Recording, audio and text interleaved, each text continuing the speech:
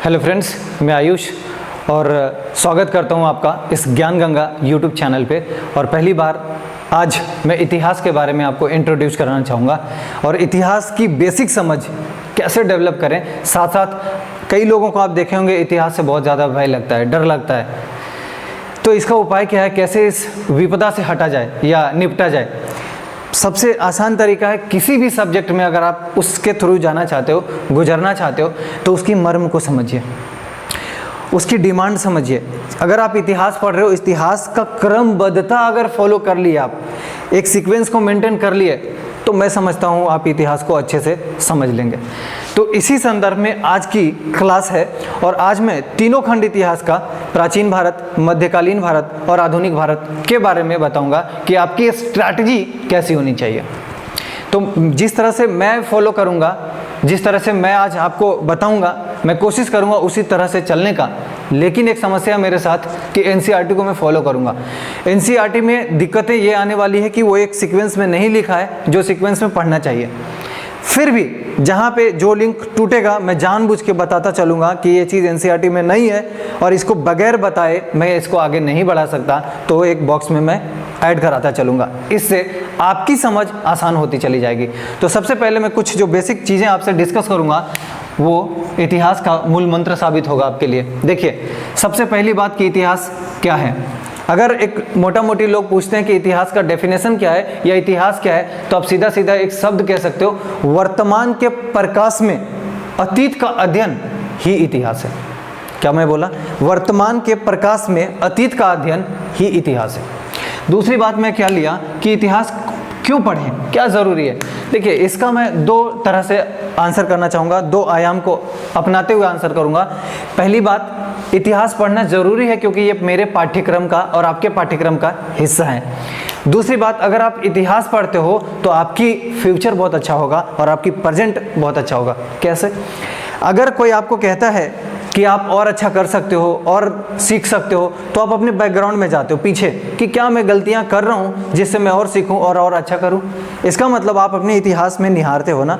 Same चीज़ है, अगर भारत की इतिहास है तो भारत अपने इतिहास को कैसे अच्छा कर सकता है, उसका एक मात्र उपाय है कि भारत के जो भी युवा हैं वो अपनी इतिहास की बेसिक चीज़ों को समझे और भारत से या भारत ने क्या अच्छा किया और कहाँ पे भारत से चूक हुई, इन चीज़ों को समझे। तो आपका जो फ्यूचर बनेगा, जो भारत आने वाला होगा, वो आप अच्छा बनाएंगे। नेक्स्ट, कहाँ से पढ़ें। देखिए, पढ़ने के लिए कहाँ से पढ़े, इसका मतलब मैं सोर्स की बात कर रहा हूँ। क्या सोर्स रखना चाहिए?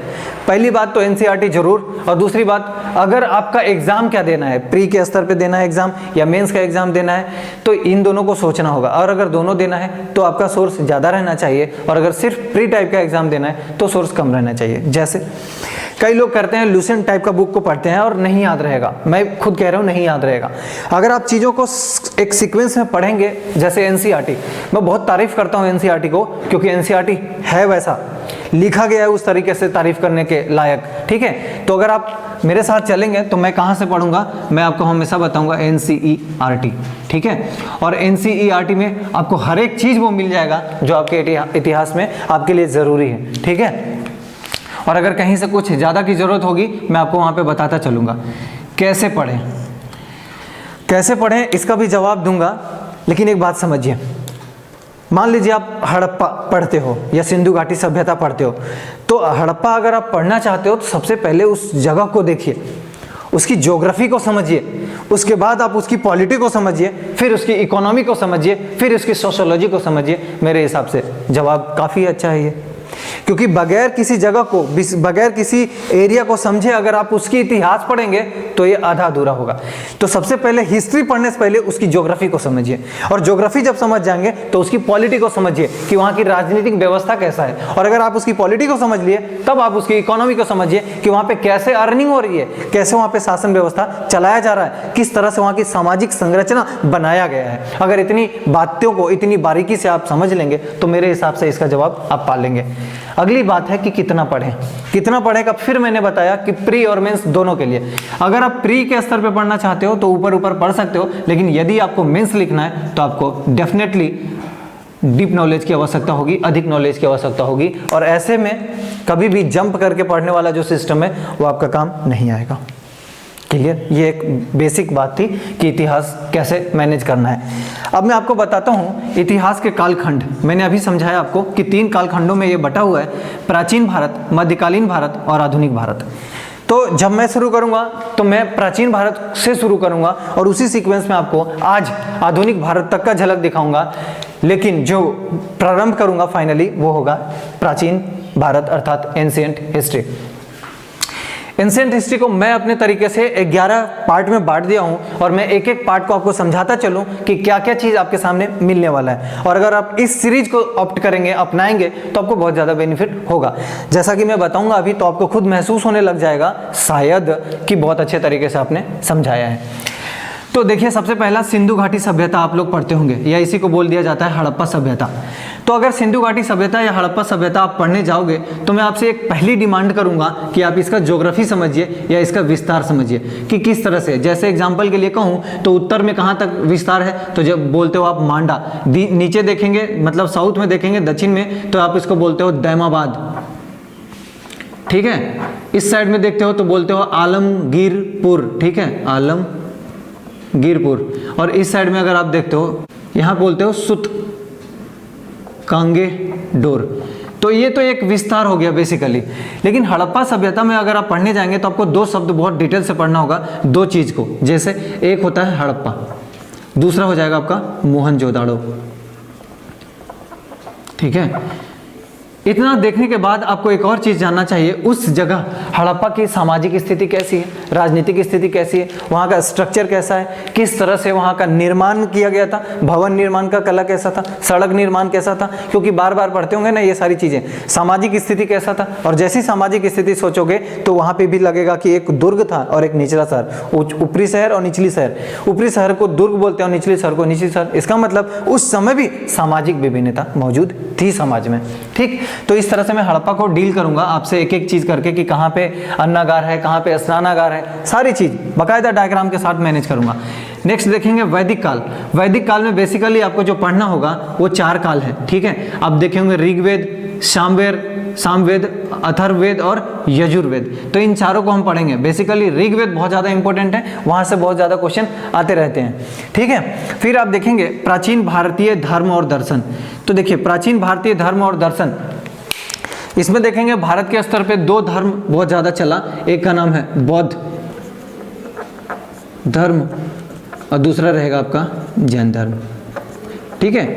तो दोनों ने अपना अपना प्रचार प्रसार बढ़ाया, और साथ साथ देखेंगे कि जो सामाजिक कुरीतियाँ, सामाजिक बुराइयाँ जो चल रही उस पर ठीक ठाक अंकुश लगाने का काम दोनों धर्मों ने किया, बौद्ध धर्म भी और जैन धर्म भी। ऐसे में बौद्ध धर्म और जैन धर्म दोनों को अपनाने की होड़ मची थी। लेकिन आप देखेंगे चूंकि बौद्ध धर्म थोड़ा सरल था जैन धर्म के माध्यम से, इस वजह से बौद्ध धर्म ज़्यादा प्रचार प्रसार होता चला गया। वर्तमान में भी यह ज़्यादा सत्य है। यह मैं आपको जब डिटेल से बताऊंगा तो वहाँ समझाता चलूँगा। नेक्स्ट देखेंगे तो आपके सामने आएगा महाजनपद काल। इस महाजनपद के जाने से पहले मैं आपसे बात करूँ, इतिहास जब शुरू हुआ होगा तो देखेंगे लोग जंगलों में रहते थे। उस समय वहाँ पर होता था जन, फिर जन से बना जनपद, ठीक है, और इस जनपद से बना महाजनपद। तो जन मतलब कुछ लोगों का समूह, और अधिक लोगों का समूह, और बहुत अधिक लोगों का समूह। ये जो महाजनपद था ये 16 महाजनपदों में विभाजित हो गया, और ये 16 महाजनपद आपस में संघर्ष कर लेते हैं और फाइनली एक साम्राज्य जीतता है, एक महाजनपद का उदय होता है, उसको बोलेंगे मगध, ठीक है। तो मगध महाजनपद फाइनली आगे आएगा और वो एक साम्राज्य का रूप ले लेगा। यहाँ से लेके आएंगे आपको मगध साम्राज्य के पास। तो मगध साम्राज्य जैसे ही देखेंगे आप यहाँ पे देखेंगे कि वंश परंपरा शुरू हो जाता है, और जब वंश परंपरा मगध में शुरू होता है तो अलग अलग वंश आते हैं। जैसे हर्यक वंश देखेंगे, फिर शिशुनाग वंश देखेंगे, फिर नंद वंश देखेंगे, उसके बाद एक नया मौर्य वंश आएगा। तो मौर्य वंश अलग पढ़ना है, तो मैं वंश परंपरा में आपको बस नाम गिनाता चलूँ। तो सबसे पहले मैंने क्या बताया, हर्यक वंश आएगा, शिशुनाग वंश आएगा और एक नंद वंश आएगा, ठीक है। तो हर्यक वंश में देखेंगे सबसे पहले बिंबिसार, नॉट बिंदुसार, दूसरा अजातशत्रु, तीसरा उदयन, ठीक है। इसके बाद शिशुनाग में 2 लोग आएंगे, एक खुद शिशुनाग रहेगा और दूसरा कालाशुक रहेगा, कालाशुक। और नंद वंश में देखेंगे 2 लोग को, एक हो जाएगा आपका महापद्म नंद और दूसरा हो जाएगा धनानंद। ठीक है। तो इस नंद वंश में देखेंगे एक महापद्म नंद और दूसरा घनानंद। इस धनानंद को मारता है फाइनली चंद्रगुप्त मौर्य और एक नया साम्राज्य देखने को मिलेगा आपके सामने, मौर्य वंश। ठीक है। फिर मौर्य वंश में देखेंगे 3 लोग आएगा, एक तो चंद्रगुप्त मौर्य, दूसरा बिंदुसार, तीसरा अशोक। ठीक है। और इसी का अंतिम रहता है वृद्धरथ। ठीक है, क्या बोल रहा हूं मैं, वृद्धरथ। इस वृद्धरथ को मार देगा पुष्य मित्र शुंग और एक नया वंश आएगा, मौर्योत्तर काल से शुरू होगा। और इस मौर्योत्तर काल की अगर मैं बात करूं तो सबसे पहले आप देखेंगे क्या आएगा, शुंग वंश। फिर क्या आएगा, कण्व वंश। ठीक। फिर क्या आएगा, सातवाहन वंश। ठीक है। तो इस तरह से देखेंगे मौर्योत्तर काल में इन 3 वंशों को मैं बताऊंगा आपको डिटेल से। ठीक है, कैसे कैसे आया, कौन कौन आया। फिर इस तरफ अगर आएंगे तो मध्य एशिया से कुछ लोग भारत आ रहे थे, तो मध्य एशिया से भारत का सब संपर्क बन रहा था। तो आप यहाँ पे 3 लोगों को पढ़ेंगे। पहला हिंद यूनान, हिंद यूनान या कई बार यूनानी कहेंगे। दूसरे लोग जो आए उसका नाम था शक और तीसरे लोग जो आए उसका नाम था कुषाण। इसी कुषाण का एक शासक था जिसके बारे में आप काफ़ी डिटेल से पढ़ोगे, वो होगा कनिष्क। क्यों कनिष्क को पढ़ना है, क्योंकि कनिष्क से क्वेश्चन बहुत ज़्यादा आता है। साथ साथ देखेंगे गुप्त साम्राज्य का, इसके बाद गुप्त साम्राज्य का स्टार्ट होता है, क्योंकि गुप्त साम्राज्य में जब देखेंगे शुरुआत हुआ था तो श्रीगुप्त नामक एक शासक ने शुरुआत किया था गुप्त वंश का, उसी को उसका संस्थापक भी बोला जाता है। उसके बाद चंद्रगुप्त देखेंगे, फिर समुद्रगुप्त देखेंगे, फिर रामगुप्त देखेंगे, फिर चंद्रगुप्त द्वितीय, इसी को विक्रमादित्य भी बोलते हैं। उसके बाद आप देखेंगे कि कुमारगुप्त आता है जो नालंदा विश्वविद्यालय का स्थापना भी करेगा, और स्कंदगुप्त उसके बाद आएंगे जो हुनों को पराजित करेंगे, मतलब हुनों के साथ उनका संघर्ष होगा। ठीक। लास्ट आएंगे विष्णुगुप्त। ठीक। अगली बात देखेंगे गुप्तोत्तर काल, इसका मतलब गुप्त वंश के बाद। तो एक बोलते हैं हर्षवर्धन वंश, इसी का दूसरा नाम होता है पुष्य भूति वंश, भी कई बार बोलते हैं वंश। इसी में आप हर्षवर्धन को पढ़ेंगे, काफ़ी इंपॉर्टेंट है, हर्षवर्धन पढ़ाते हुए चलूंगा। नेक्स्ट देखेंगे दक्षिण भारत का इतिहास। तो दक्षिण भारत में देखेंगे पल्लव, चालुक्य रहता है, और ये चालुक्य 2 टाइप से बटा होगा, वातापी चालुक्य और कल्याणी चालुक्य।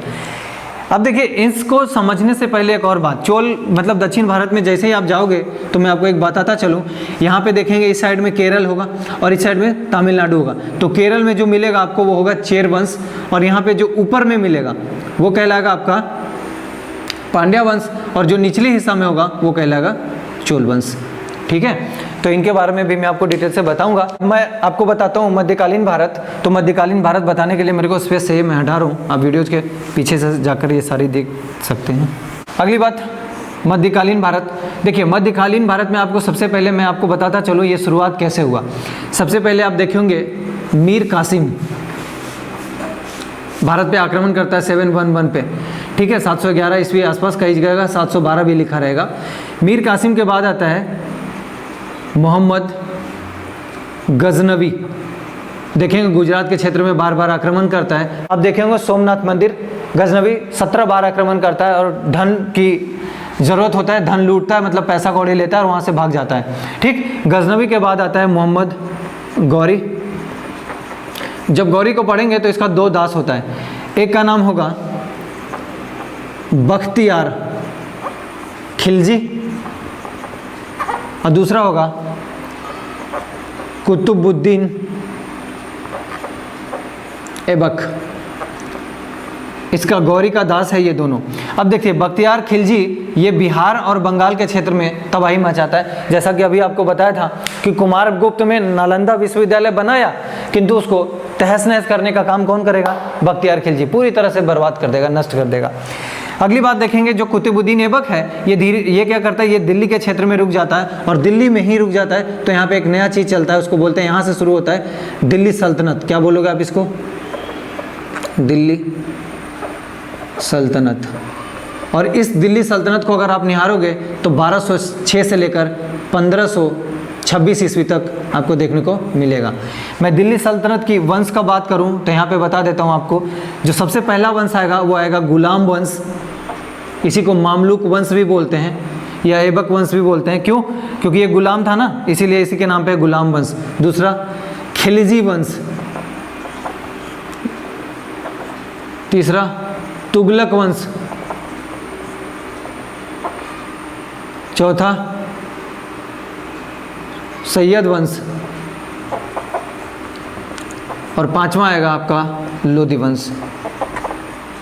ठीक ठीक है, सारे वंश को काफ़ी डिटेल से मैं आपको बताऊंगा।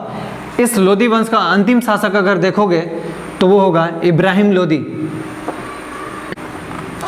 लोदी वंश का अंतिम शासक कौन होगा? इब्राहिम लोदी। तो इब्राहिम लोदी को मार देगा एक व्यक्ति, उसका नाम होगा बाबर, और यहीं से स्टार्ट हो जाएगा आपका मुगल काल। ठीक, और मुगल काल को अगर आप देखेंगे तो 1526 से 1707 ईस्वी तक मिलेगा। इसके बाद उत्तर मुगल काल मिलेगा आपको। तो अब अगर मुगल काल में आपको बता रहा हूँ तो इस मुगल काल को आपको जाहिर सी बात है समझना पड़ेगा कि मुगल काल में कौन कौन से वंश आते हैं। तो मुगल काल को अगर मैं आपको समझाऊँ तो फिर से मेरे को स्पेस चाहिए, मैं आपके सामने से ये हटाना चाहूँगा।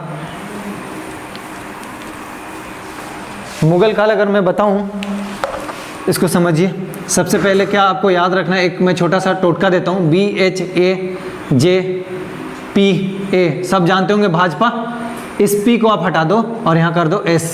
ठीक, B से आएगा सबसे पहला, वो होगा आपका बाबर, H से हुमायूं, A से अकबर, J से जहांगीर, S से शाहजहां, तत्पश्चात अंतिम औरंगजेब। ठीक है, काफ़ी डिटेल से इन सबको भी बताता चलूँगा, लेकिन अगर आप बेसिक देखेंगे तो यही है। फिर आप देखेंगे कि जहांगीर के टाइम पे सबसे पहले ब्रिटिश आते हैं और व्यापार की अनुमति लेते हैं। उनको अनुमति मिल भी जाती है, लेकिन इसके पहले अब यहाँ से लगभग 1600 के आसपास देखेंगे बहुत सारे यूरोपियन का आगमन होने लग जाता है। तो इस तरह से मैं आपको बताया कि मध्यकालीन भारत में कितने सारे वंश पढ़ना है आपको। दो ही चीज़ पे आपको फोकस करना है, दिल्ली सल्तनत और मुगल काल। उत्तर मुगल काल में थोड़ा बहुत नाम है, वो मैं बताता चलूँगा। एक और बात मैं आपको बताऊँ, इसके साथ जैसे ही आप मॉडर्न की तरफ रिटर्न होंगे तो मॉडर्न इतिहास पढ़ने का जो तरीका होगा वो सबसे पहले देखेंगे यूरोपियन का आगमन, कैसे कैसे यूरोपियन हमारे देश में प्रवेश करते हैं। ठीक है, तो यूरोपियन जब आते हैं तो सबसे पहले कौन आता है?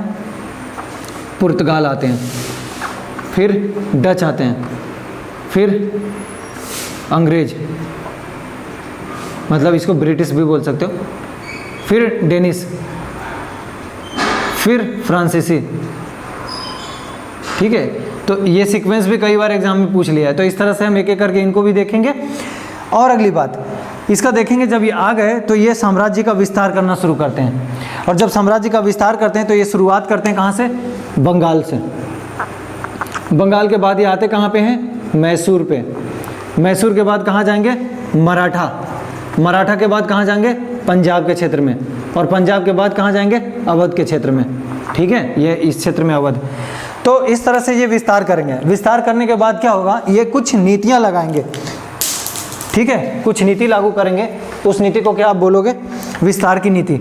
ये विस्तार की नीति में देखेंगे सबसे पहले वेलेस्ली रहता है, और वो एक सहायक संधि शुरू करता है। सहायक संधि का कुछ और मतलब नहीं होता है, बल्कि जैसे सुभाष चंद्र बोस का याद होगा, तुम मुझे खून दो मैं तुझे आज़ादी दूंगा, तो इसका कहना था तुम मुझे फंड दो, पैसा दो, और मैं तुझे सैनिक दूंगा। इसका मतलब धीरे धीरे सहायक संधि के माध्यम से उन्होंने किया क्या कि सेना अपना रखा, उसके साम्राज्य में रखा, और उससे सहायता लेता रहा, और उस सैनिक धीरे धीरे अपना कर लिया।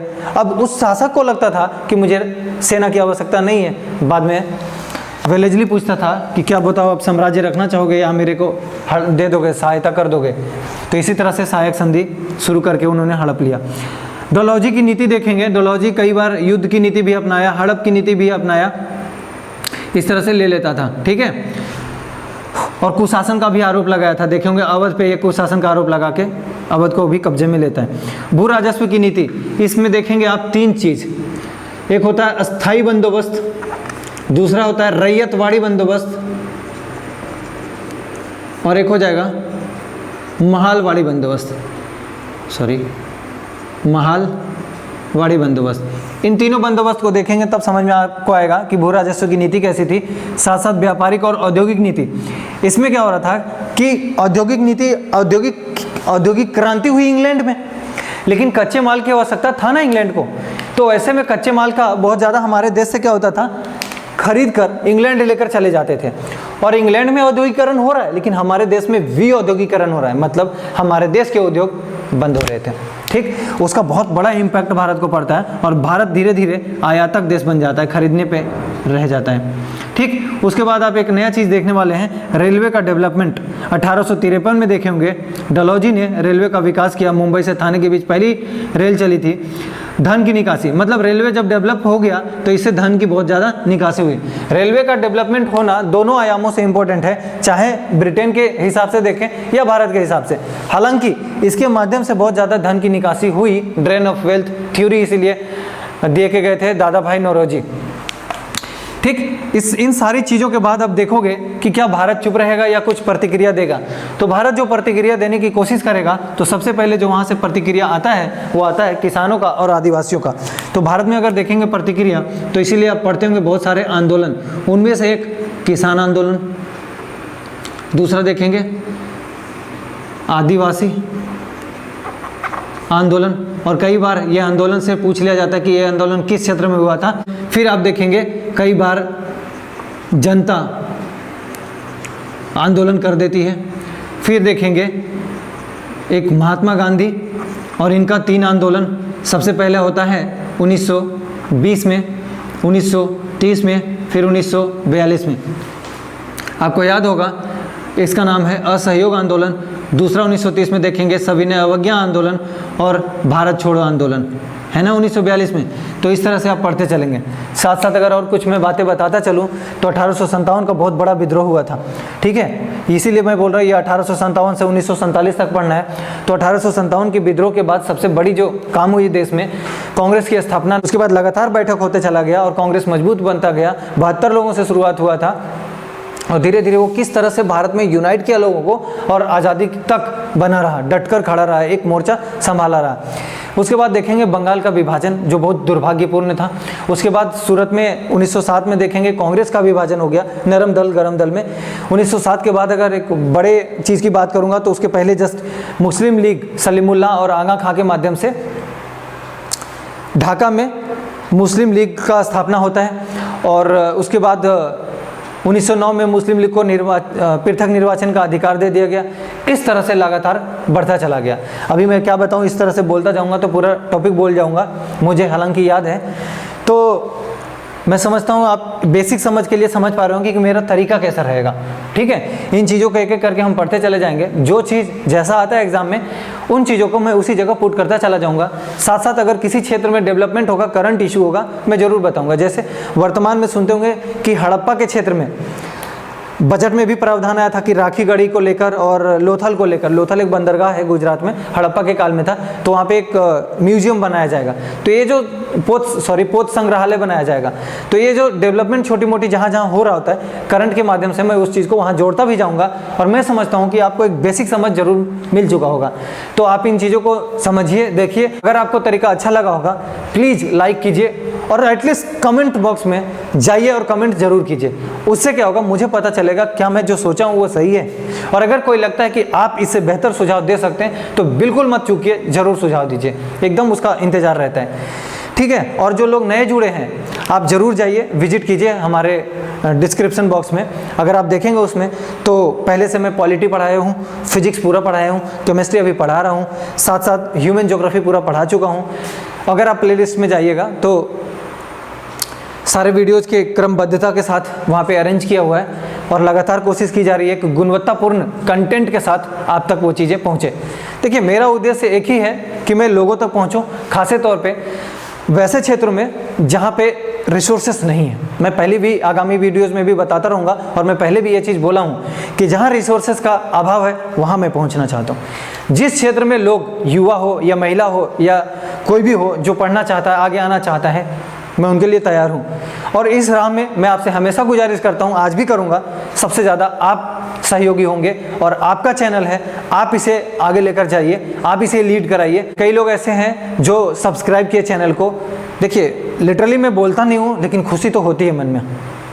मैं कभी बोलता भी नहीं हूँ कि सब्सक्राइब करें। आप लोगों को शेयर करेंगे, जिन्हें लगेगा कि ज़रूरत है बाकायदा वो ज़रूर करते हैं। अगर नहीं करते तो इस तरह से आंकड़ा आज 800 पार होने वाला है, कल 900 पार होता रहेगा, तो बढ़ रहा है। इसका मतलब लोगों को शायद पसंद आ रहा है। बस मैं आपसे चाहता हूँ कि आप फीडबैक दें या तो आप सराहना दें कि हाँ आप सही काम कर रहे हो, सही डायरेक्शन में जा रहे हो, उससे हमें भी और हमारे साथ काम करने वाले लोगों को भी प्रोत्साहन मिलता है। तो जाहिर सी बात है, इतनी तो उम्मीद आपसे करता रहूँगा, हमेशा करता रहूँगा। आज भी कर रहा हूँ, कल भी करूँगा, आगे भी करता रहूँगा। धन्यवाद।